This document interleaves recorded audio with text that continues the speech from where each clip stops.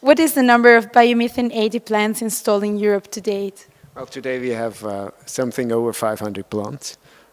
Most of them are in Germany, some 190, so 2/5, followed by the UK and other countries. The increase is much slower in Germany today, so other countries have taken over, particularly in the UK, where we increased over the last 3 years from practically 10 plants up to 80 plants.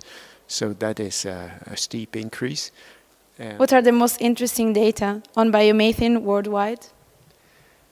Well, fact is that it's increasing considerably as compared to electricity, which was clearly leading. So it's still lower. It's less than a half of electricity by power. But it's increasing. We have a capacity in Europe of 250,000 cubic meter per hour, which is quite considerable. And a yearly production of 1.5 billion cubic meter of biomethane. So that is quite considerable.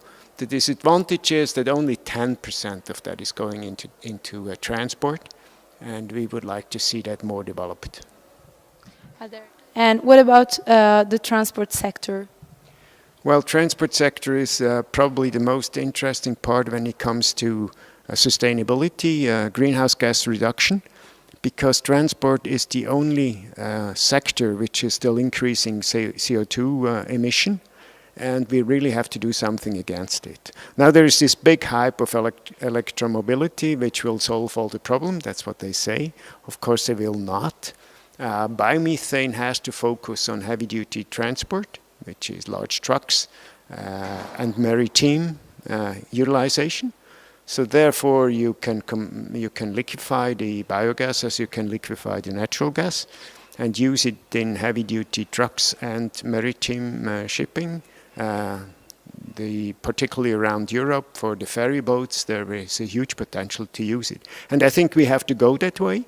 Electromobility will certainly cover the urban area or suburban area, there's no doubt, and that's good. But when it comes to heavy-duty transport, I think there is a long way to go for electricity.